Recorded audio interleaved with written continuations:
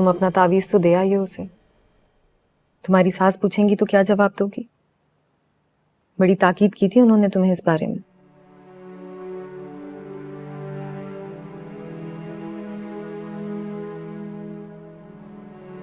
मैं उसे अपना तावीज नहीं, एक इल्तिजा देकर आई। एक दरख्वास्त जो उसे याद दिलाती रहेगी कि उसे वापस लौट जाना चाहिए।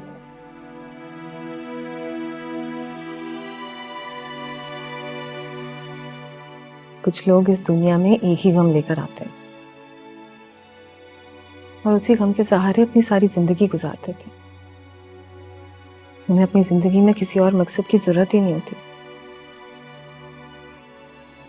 वो भी ऐसा ही है।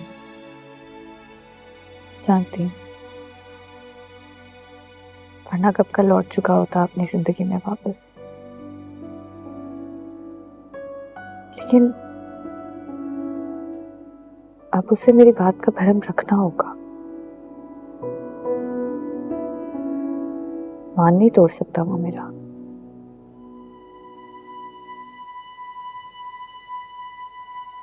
तुम्हारा मान? तुमने उसे कब से अपना भरम, अपना मान रखने का हक दे दिया? मेरा मतलब है, ऐसा हक उसने भी तो मुझे दिया है ना।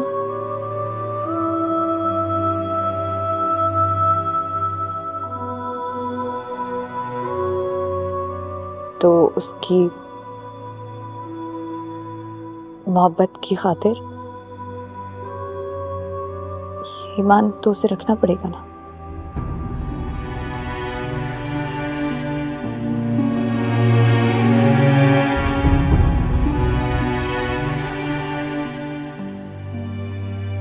क्या हुआ है माही? इधर देखो मेरी। मुझे क्यों ऐसा लग रहा है तुम मुझसे कुछ छुपा रही हो? कुछ भी नहीं भाभी, कुछ नहीं छुपा रही मैं।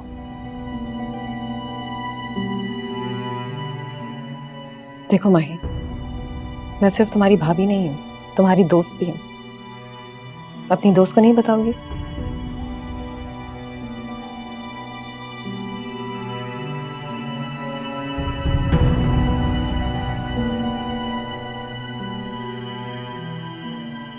कुछ समझ नहीं आ रहा है।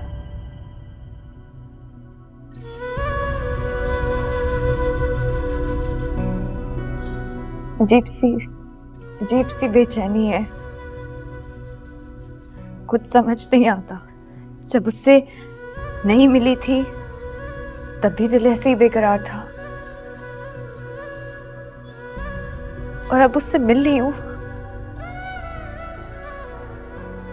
तो ऐसा लग रहा है मैं मुस्तकिल कांटों पर चल रही हूँ।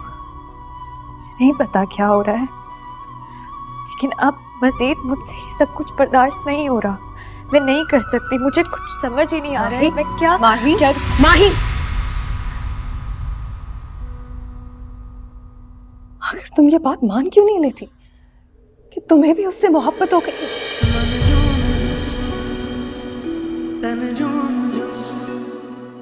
उसी की तरह शदीद मोहब्बत।